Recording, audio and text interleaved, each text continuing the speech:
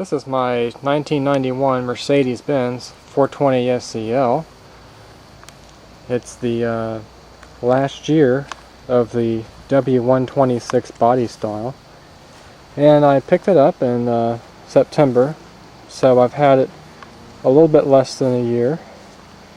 And it's just in beautiful condition for a 21-year-old car. It's got the original paint, and it's been garage most of its life, and never been in any accidents, or at least none that I know of. And it's just, even for a 21-year-old car, just shines really nice when you give it a good bath, which I just did yesterday. So I figured I'd take you guys on a little tour of this nice car and show you some of the unique features and show you the inside as well as the outside. One of the main features that these kinds of Mercedes were known for were the headlight washers that still work. And what happens is when the headlights are on and you have your wipers on and you push the wash function, little wipers go back and forth, and they'll also wash your headlights. If you see here, you've got little washer nozzles with a hose coming out that'll actually spray washer fluid on the headlights and clean them as well as wash them. And the headlights are actually glass instead of the plastic that you see nowadays on most cars, so they'll never fade.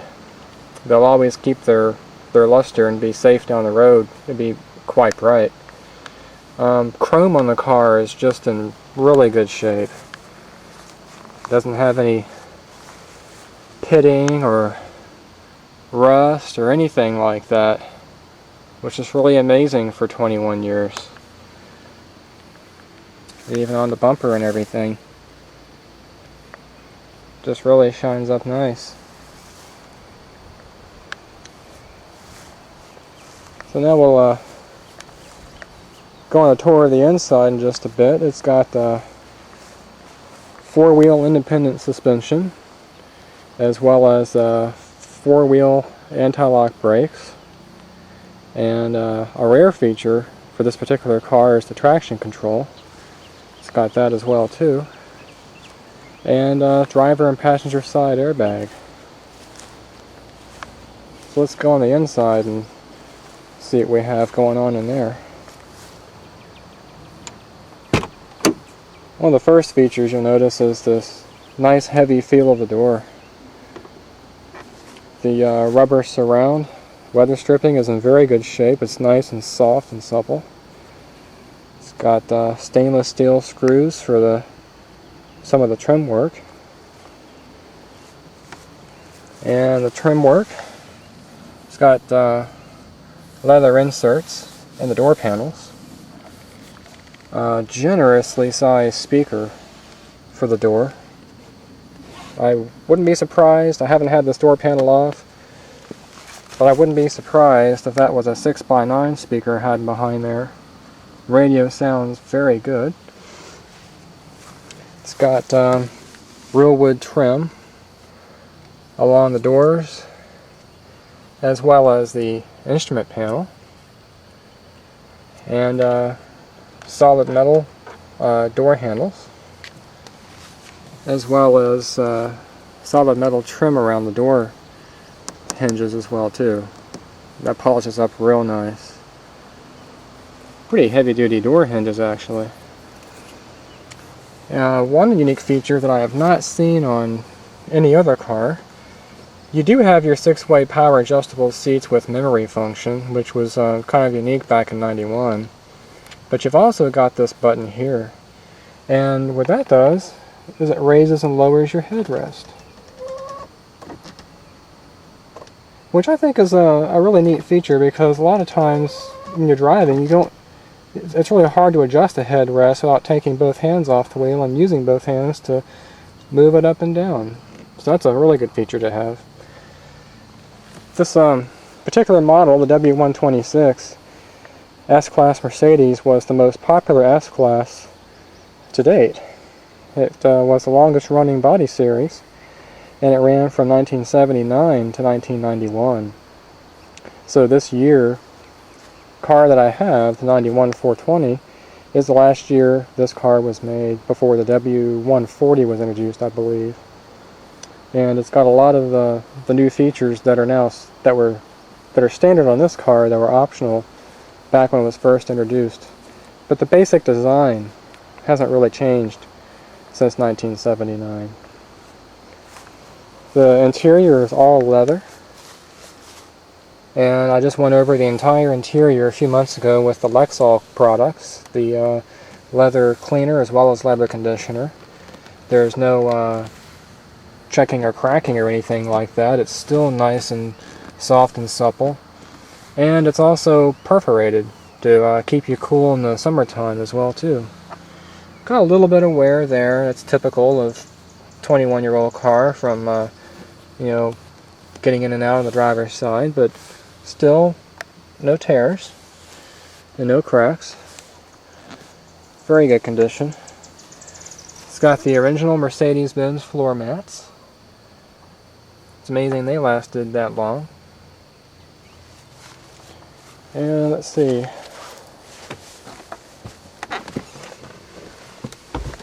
Now we'll show you the inside here. Got a full gauge complement. And if you've seen my other video about the 280 SE, you'll recognize this gauge layout. The gauges here on the left are very much like the ones in the 280 SE.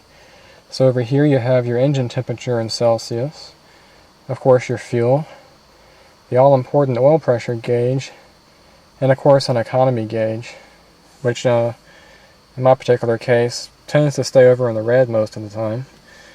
Then of course you got your speedometer, and if you look really closely at the speedometer, right there you've got a little light above the miles indicator, and that's the traction control light, or what they call the ASR light. And you don't find that on a lot of Mercedes of this era. That still was an option, and a pretty expensive one. And of course over here you have your tachometer and your clock. The engine's a 4.2 liter single overhead cam, and it likes to rev. Red line's at 6,000 RPM, and it's all aluminum block and aluminum head. Very nice engine. And then below the instrument cluster you have your various warning lights. This light over here is your disc brake warning light, so if your brake pads are getting close to being worn, it'll turn that light on. And then of course some of the other lights are fairly standard. This light over here turns on when you lose an exterior light, so when your headlights burns out or tail lights burn out, this light will glow. And then you have over here the check engine light, which in this car's case, it's very simple. It usually just means you have a failing O2 sensor. The onboard diagnostics aren't really terribly forthcoming, unfortunately. And then in the middle, you've got a temperature, outside temperature display down there.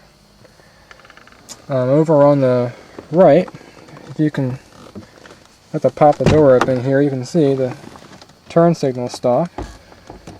You've got your wiper feature, so first position is intermittent, then you got low and high, and then of course you push it in to energize the wash feature. You can move the switch backward for high beam headlights, and of course move it towards you for flash to pass. So same kind of multifunction switch that's on the older 280 SE. And then over to the left you've got your headlight switch, and kind of unique to this particular car is you've got these functions over here to the left. So the first position turns on the right side parking lights only, and then this position all the way to the left is the left side parking lights only. I'm not really sure what that's for. It might be something that's used more in the European countries than in the United States. Probably when you park, against a curb in the street, you might want to use these lights. That might be what these are for. Then you have the off position. Then you have your parking lights. And then finally your headlights. And you can pull the switch out and turn on your fog lights too that are built into the car, to the front of the car. All integrated. So all those functions in one simple switch.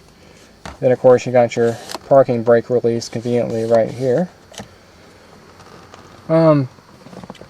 Being an older car, 1991, it's got some features you don't really see in some of the new cars these days. And that's metal.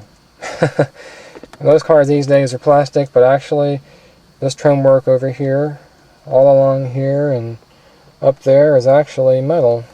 I don't know if you can hear that, but very, very solid. Trim around the AC vents is actually metal. But behind here is plastic, but the trim itself is actually metal. So that is one of the reasons why it retained its luster after all these years. And of course you've got rollwood trim that I mentioned before. Being originally designed in 1979, it does kind of have some quirks. One of those, the main one is the passenger side airbag. There used to be a glove box there in the earlier models, and the passenger side airbag was optional, and then toward the later years it became standard. And that basically took the place of your glove box. So this car doesn't officially have a glove box. It was never originally designed from the beginning to have a passenger side airbag. But they did include this nice storage area in the knee bolster under the dashboard. And I've got no problem storing anything in the car. I've never really had to use a glove box. And actuality, reaching all the way over here for the glove box is kind of inconvenient. There's plenty of other storage areas, particularly right down in here for the ashtray. Right below the air conditioning vents, you've got your rocker switch array, which is a very common design of Mercedes back then. The wood is still in excellent condition, nice and shiny, no cracks, beautiful wood. This first switch energizes your rear defroster, and the second switch turns on the recirculating function of the air conditioning system. This switch here, of course, is your hazard switch. This switch here, with a tire on it, basically recalibrates the traction control system to allow a little bit more slippage in the winter time. And automatically it turns off around 20 miles an hour and it goes back to normal mode. So if you wanted to have snow chains on your tires and things like that, you would turn this switch on. And this switch back here turns on the rear interior light, which is back there. Just a small little light. And in true Mercedes style, these switches have a very positive feel. Just a very affirmative, positive feel on these switches. Very good quality. Right below the switches you have your climate control system, which is really an exercise in simplicity given what it actually does. You can adjust your temperature with this wheel here. And first button here is your defrost function. This button here is your bi-level function. If you want to have heat or air conditioning coming out of the floor vents as well as the dashboard vents. This button here turns on heat or air conditioning depending upon what the position is of your temperature wheel. It'll automatically switch over and engage the clutch. And then this button over here is the economy mode, which basically just turns on your vents. It'll turn on the fan and just blow regular outside air in through the vents. And of course this turns everything back off. You can somewhat override the automatic feature with the blower control settings here. I usually leave it in auto, but you can put it on low, or you can also put it on the maximum setting for high. And maybe you can hear how solid those buttons are. Still in very good shape. All the stenciling is not worn off or anything like that. It just looks like new. And then below that, you've got the original OEM radio that came with the car, and it's made by Becker, and it sounds very good. I think it also actually has a rear amplifier as well too in the trunk, and it does have provisions for a factory CD player or a CD changer that could be mounted in the trunk, but this car unfortunately doesn't have that. But you know, overall the radio does sound very good. And then you've got your ashtray right there, and the car has just never been smoked in ever, so everything is in excellent shape. And of course, as I mentioned before, here a little storage area, and here you have your leather wrapped gear selector lever, and the shifting gate is actually metal as well too, just like the trim work on the dashboard, so that's not going to get hot and warp and fade like some of the plastic bits do in today's cars. And another unique design feature of this car is it actually, for fuel economy reasons, starts out in second gear until you get to around half throttle. Then it'll go ahead and kick down to first gear and move on out.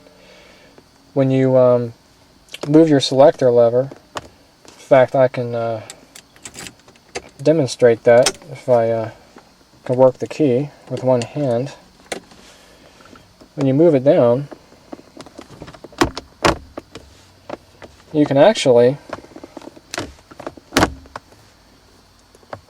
put it in second and force it in second, and then move it over and get down to first gear. There's a little slide switch down in there that you can see moving, and that'll force it into first gear if you are driving in wintry conditions or towing something and you need to have a first gear start. You can override it.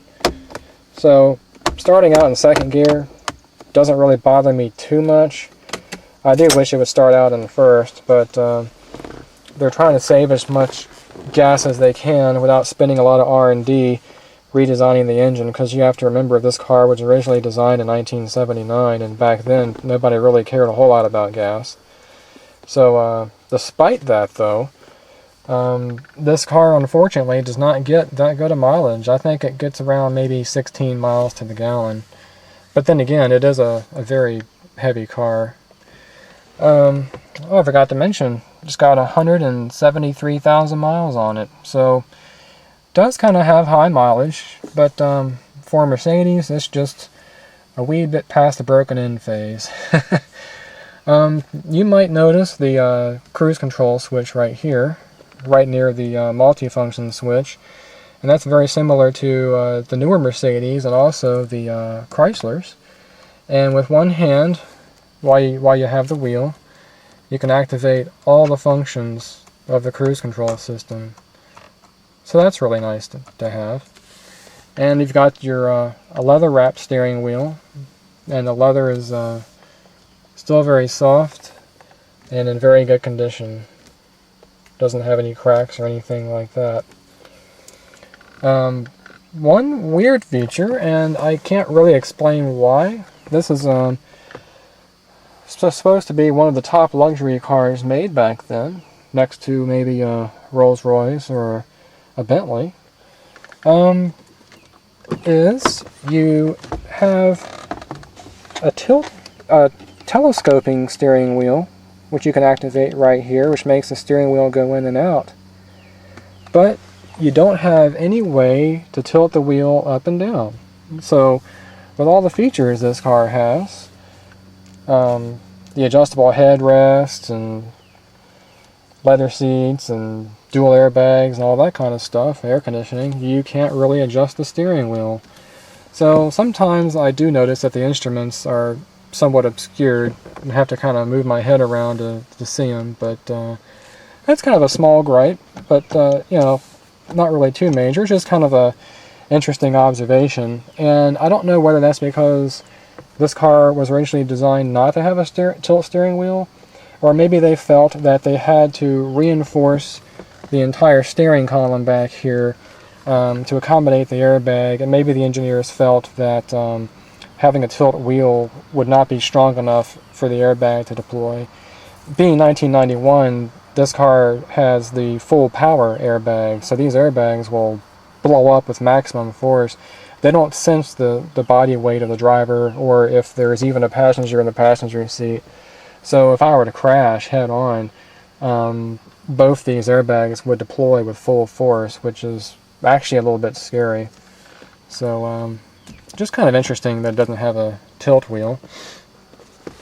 Getting back to the center console, right below the shifting mechanism, you've got some more switches down here, some more rocker switches, and you've got your power window switches, which again are very positive feeling. You've got one switch for each window, and that's also very much like the other Mercedes that I have, the 1970 280 SE. Right here is your child lockout feature to lock out the back window switches. Here is your power mirror control for the passenger side mirror. And then for the driver's side mirror, you just have a little manual control, which works just fine. You know, power mirrors, they're nice to have, but once you adjust them, they stay adjusted, basically, unless you have multiple drivers. No reason to have all that complication there. Just a simple lever works just fine. Also kind of unique is the fader control for the radio. You can hear it has a little detent right there to let you know that you're in the center position. But they chose to mount the front-rear fader control here instead of on the head unit of the radio, and I'm not exactly sure why. I'm not sure if they figured that that would actually be more convenient when you had to adjust it, or if the radio from the supplier didn't have provisions for a fader, or why they chose to put it there. I don't really use fader all that much anyway, so it's not really too big of a deal. I don't really see a need to have it right there, but that's just kind of interesting to note. And again here, you got some scratches, you know, when you work the power windows on the wood and everything, but overall, very good condition, still nice and shiny, no cracks. You've got a center armrest here that I keep down most of the time, but under that, you've got a nice wood-covered storage area that's also lockable. So you just push this in and slide it back.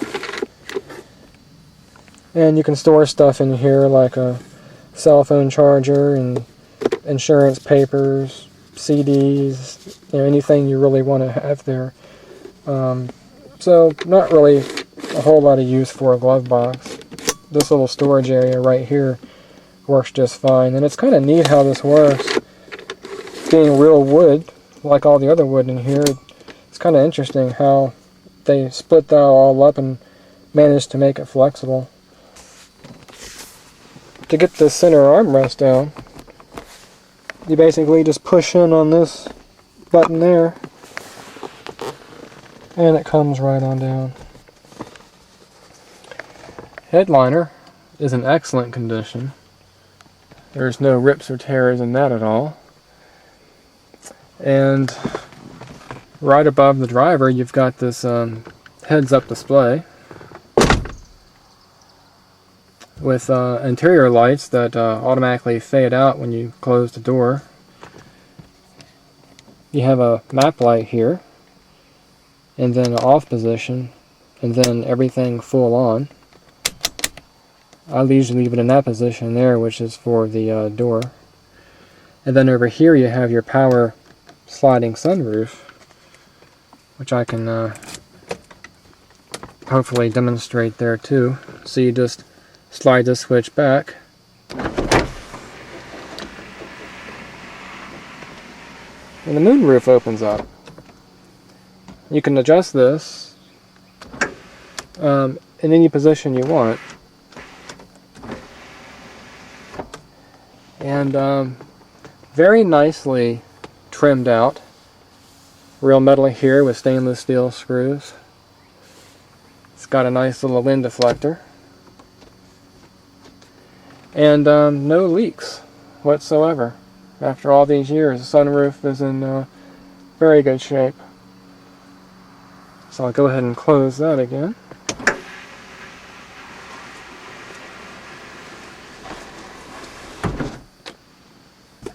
Kind of nice to have a car with a sunroof. I use it all the time, actually. Another unique feature, aside from the heads-up display for your safety system, is you got this little fold-down miniature visor that complements the main visors that you have. And actually, you wouldn't think about it, but that's a really nice feature to have, because there's a lot of times when the sun is just right over in there that this visor won't block and that visor won't block, but this one will, which is really nice to have. So they were very thoughtful when they designed this car. And now let's take a look at the back.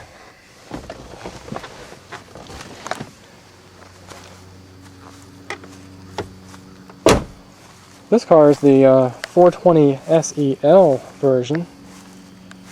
420 standing for 4.2 liter, S for spark ignition or gasoline instead of diesel, E for injection, fuel injected, and L for the long wheelbase version.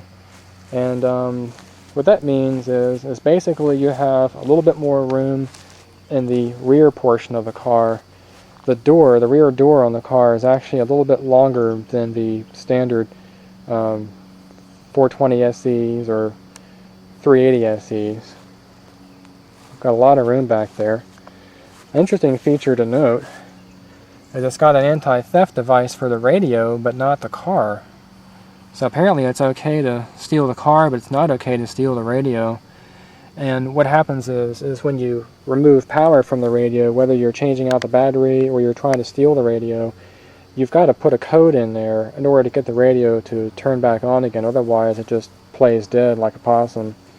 So that's something that you have to look out for when changing batteries in one of these cars, and you don't have that code.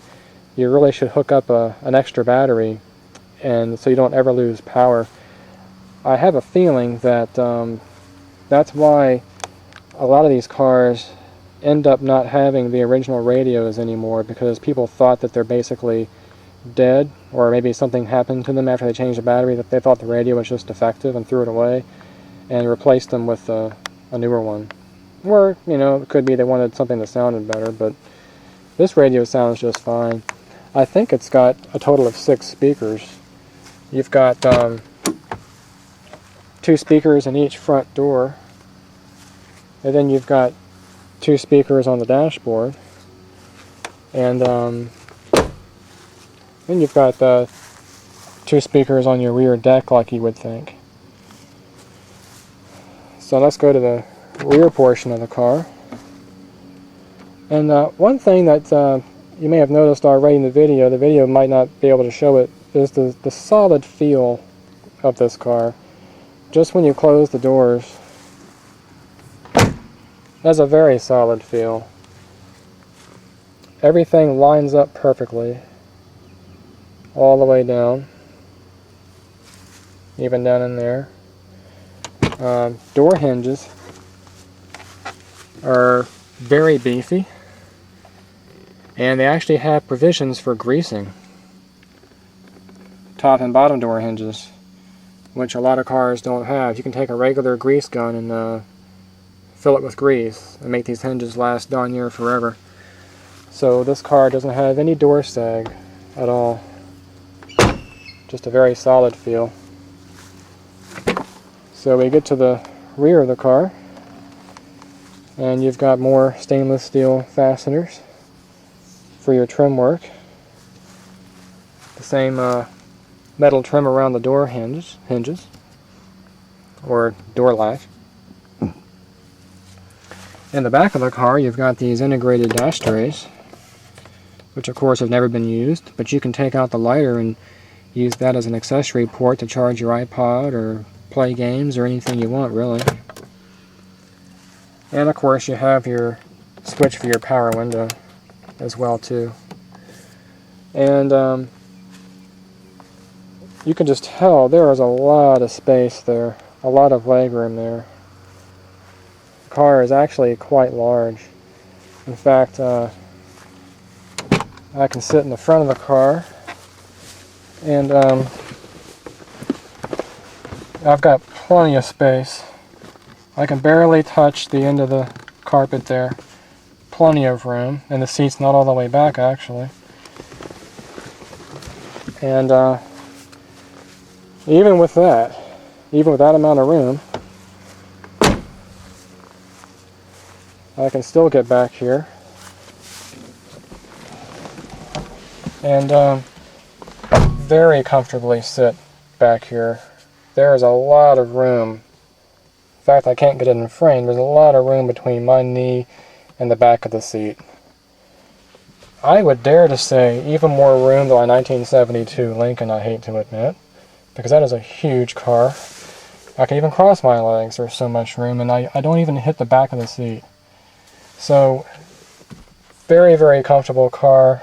Good car to have on a road trip. Very smooth riding. In the back of the seat, you've got your mat pockets, or not mat pockets, but just pockets you can put magazines in and stuff like that. And you've got a AC vent with an adjustable control to control the amount of airflow coming out. And again, the interior is just in excellent shape. Seats have been all Lexoled. Of course, these seats aren't used as much as the front seats, but all the leather is just in excellent condition. And being ever concerned about safety, Mercedes actually has headrests for the back seats as well too. And these are adjustable, although they're not really power adjustable. You've got these grab handles for the bumpy roads, and you've also got these hooks you can hook your jacket onto your suit if you wanted to, as well as a convenient reading light for reading magazines at night while you're riding around. On the back deck, you've got a couple of storage compartments. This one here is just a generalized storage compartment for small items. And then over here you've actually got a built-in first aid kit, standard with the car. And that first aid kit's actually original, so I should probably take it out and replace all the band-aids that are in there and stuff like that. But that's a really nice feature to have. Back deck is in really good shape. Plastic's not all warped or anything. Nothing torn. Another unique feature, maybe I should show you on the outside, is the rear defrost mechanism. It's kind of unique to the Mercedes. One more thing, just check out the massiveness of these receivers here. Just really good quality. It has a very solid feel. You've got very, very small lines for your rear defroster. I don't know if you can see that or not, but you do have electric defrost, just like you have in standard cars, but the lines are so fine it doesn't obstruct your view whatsoever. Again, a unique Mercedes-Benz safety item. Chrome on the back of the car is in just as good a shape as the chrome on the front of the car. I have a very generously sized trunk. Very well balanced. In the trunk I've got a fire extinguisher that I bought, because it's always good to have a fire extinguisher for your car, if not somebody else's, if somebody else needs help. I've got a full complement of the original Mercedes-Benz repair manuals. So I've got the electrical manual and pre-delivery manual for generalized maintenance, HVAC manual, the engine manual, including the 5.6 liter for the 560 SEL, the flagship Mercedes-Benz, and then of course the overall chassis manual that includes everything else, and of course that's much thicker than all the other manuals.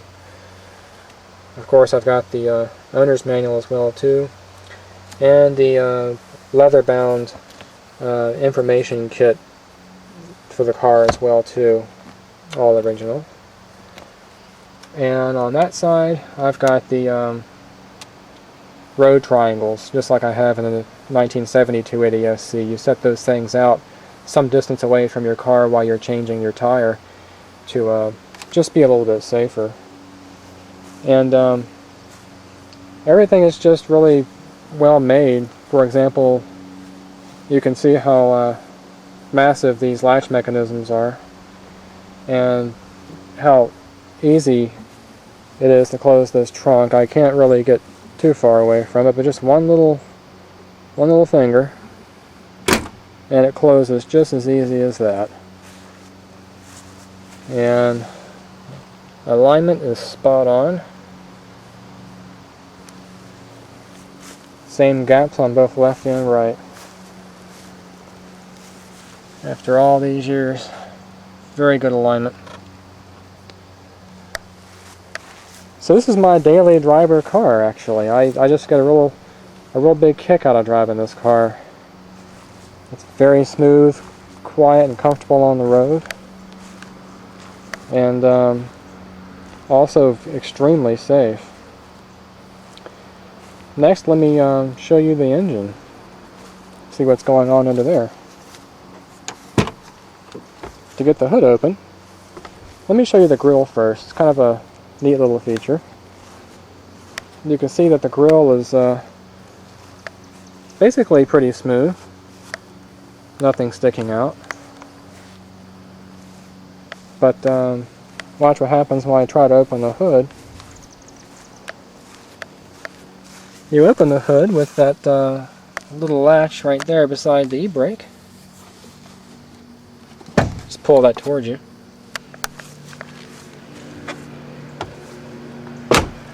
And of course that'll actually pop the hood open.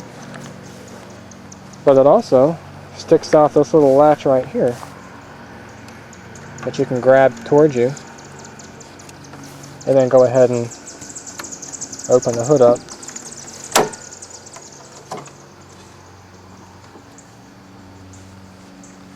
So here we have the engine, 4.2 liter fuel injected V8. It's got the Bosch KE Jetronic multi-point fuel injection system. Kind of unique to the Mercedes is you've got dual firewalls basically. You've got a initial firewall here, which goes behind the engine and to the other side surrounding the battery. And then you've got a second firewall back there, the real firewall, which is what your brake booster is mounted to. And everything is just extraordinarily clean. That's the original Mercedes-Benz master cylinder. You can tell because the paint's not disturbed around these fittings. One thing you want to do is flush your brake fluid out every 2 years. That way it'll make it so you never have to replace that master cylinder again. Over here you've got your fuse panel and relay center. And I think what I'll do after I make this video is right on the tail end of this video I'll go over some maintenance tips of this car. I want to show you a few things that I've learned just in the few short months I've had it since September that hopefully will help you guys out. This module right here is the ABS and ASR module for your anti-lock brake system as well as your traction control system, which was a rare option on this car. So you develop brake force back here with the master cylinder like in most cars. And then that goes into this valve body down in there. And this valve body basically is able to modulate brake force independently on all four braking surfaces at each wheel. Right here is your diagnostic port. You just unscrew that kind of tight with one hand. And you can hook up a computer to that and read any fault codes. I unfortunately don't have a way to to do that. I've got, I can read OBD1 and OBD2 codes, but not the Mercedes codes. This was before there were actually standards for that. This is the M116 engine, and it's actually a pretty old design, but very refined. And being an old design, remember this car was originally made in 1979 and ran to 91, it still has V-belts, which you might think initially, well, that's bad, serpentine belts are always better. But there's trade-offs with any engineering solution, and that's basically what a car is a solution to a problem. The problem being how to get from point A to point B safely and comfortably and reliably. And wasn't really any need to have a serpentine belt. And the benefit is if you lose one belt, you don't lose the entire engine. You don't lose all the accessories all at once. So for example, on the water pump, I can lose one belt and still be okay. Not so much the case for air conditioning, but you don't really need air conditioning to get down the road. And also the alternator has a single belt, but you can run in quite a while just on the battery alone to get to a place you can change your belt if you had to, so not critical. The critical thing is the water pump. If you lose that, then the engine's going to overheat and you'll have lots of problems. 173,000 miles, speaking of the water pump, it actually still has the original water pump. The coolant has been flushed religiously every 2 years. The only thing coolant related that happened with the car is the radiator went bad, as a lot of them do, the plastic tank radiators. The hose nipple basically in here collapsed, and the hose fell off, the return hose, the hot side fell off. So I had to put a new radiator in there, which wasn't too big of a deal, that had the upgrade where it has a metal sleeve inside of there to take the pressure of the clamp. You never want to tighten these clamps too tight, by the way. Just good and snug is all you really need. This big motor right here is actually serves a dual purpose. It will hold your throttle open for your cruise control, but it's also drive-by-wire, which you've got back here,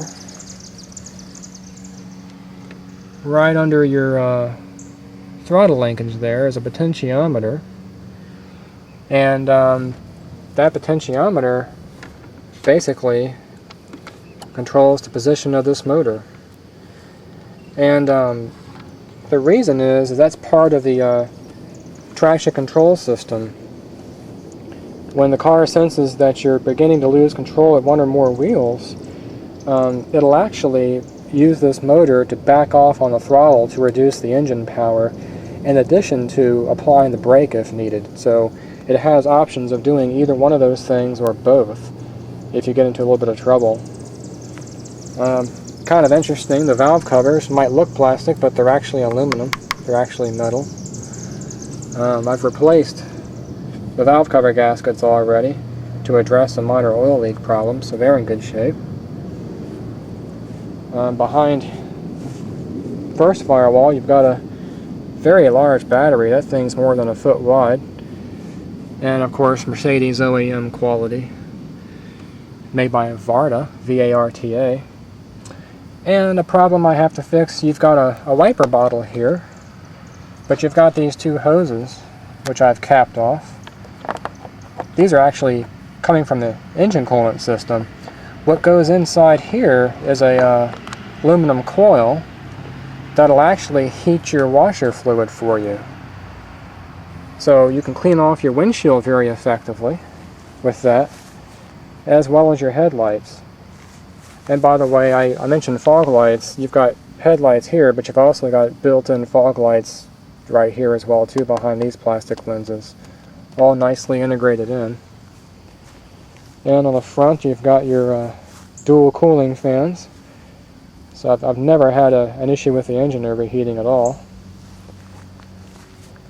And back here ever concerned with reliability, you've got your transmission fill, and they are very serious about not getting any grit in that transmission.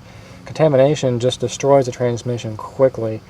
So this is locked on here. You've got to flip this up and then pull this out to check your fluid. So they were very thoughtful about that. A lot of times, because of the vibration of the engine, these dipsticks can kind of work their way up a little bit and allow contamination to get in there and wreck your transmission in no time. So with that latch like that, that's not going anywhere. Back here is a safety switch to turn off your front fans when you're running the engine with the hood open. And you've got your traction control computer and fuel pump relays and various other kinds of relays tucked away back there, so they're nice and cool. So overall, a very good design. It's got a very solid feel when it goes down the road. That little can-looking thing is the oil filter housing. It's got a canister-style oil filter, just like in the 1972 280SC, and that's very easy to get to. Being a Mercedes-Benz and being a very expensive car for the time, I want to say this car was around $55,000 back then. I'm not really sure, but it's probably close to that. You'd think, oh my gosh, well this thing's really hard to work on and just a lot of trouble and everything, but the reality is the opposite's true. Just like that oil filter, that's very easy to get to. Alternator's right there in front of you. That's very easy to get to. You've got I'm trying to show you here, you got a interesting little star bolt right there that kind of walks up this gear, this rack right here like a gear to adjust your belt tension. And all your spark plugs are right there in front of you too. So maintenance wise, this car is actually no more complicated, no more difficult to maintain than any other car. But the parts are very expensive. You know, alternators and starters, even the plugs, they're a little bit more expensive than standard. But if you can do some of the work yourself, you'll end up saving a lot of money in the long run and get a lot of satisfaction out of it too. Another unique feature is this little heat exchanger right here. This is your fuel supply and return line for the fuel injection system, but it actually goes through this heat exchanger off of the low side of the air conditioning compressor. So in the summer months when it's hot and you've got your AC on, it'll actually cool your fuel. And we all know, for performance, we want to have nice cool fuel charge dumping into that engine. So that's really a nice feature to have. It's really to prevent the vapor lock from happening, but I've never really seen that on a car before. Very unique. Up here, very easy to get to. I'm hardly bending over at all, is your power steering pump. And inside here is a small paper filter element. So even the power steering system has a full flow filter, which is why this is the original power steering pump on the car after all these years. I do flush out power steering fluid regularly as well too, just like I do the transmission. But that is a very expensive part, so you want to make sure that you take really good care of it as well too. So that's basically all there is to show about the engine. Well, actually, let me go ahead and start this thing up for you so you guys can hear it. See how it sounds.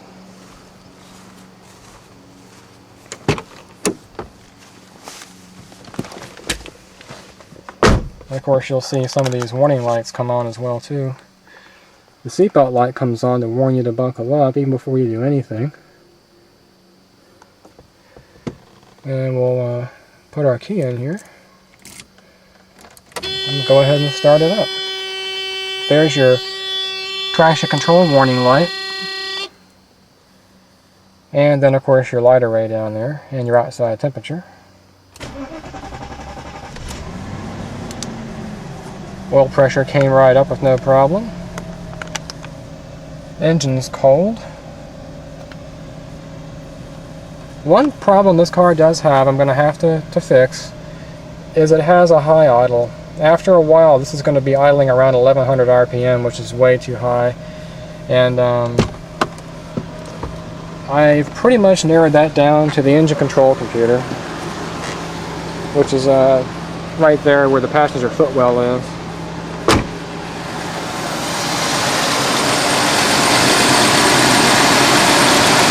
Just let you guys hear this for a while.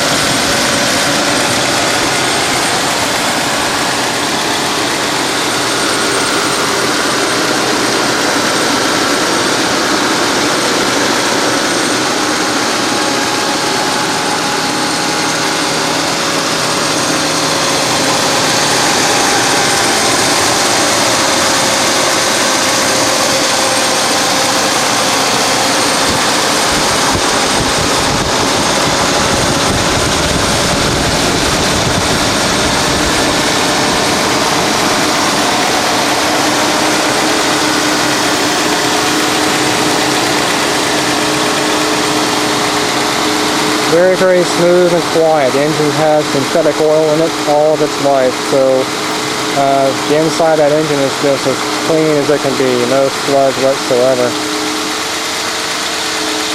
You can tell that the fan clutch is finally disengaged, a little bit less fan roar.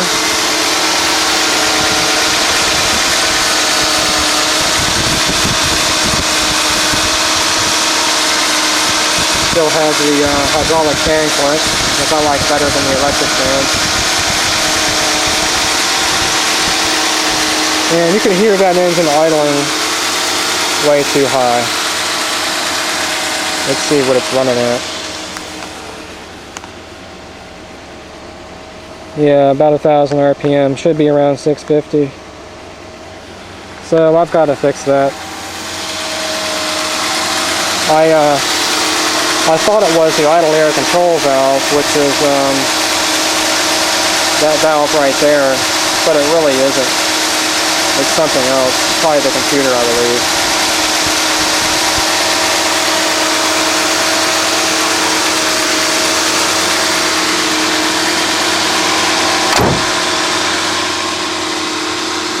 So there you have it. There you have a little bit of an introduction to my 1991 420 SEL. That's my daily driver, and just an all-around excellent road car. Very safe, very quiet, and very smooth. Even after all these years, it just has classic lines. It doesn't really seem to ever go out of style, which can't really be said for a lot of other cars. So just wanted to share that with you guys, and in just a few minutes I'm going to make a short video about some of the maintenance items on this car that you should look for that'll hopefully help you guys out.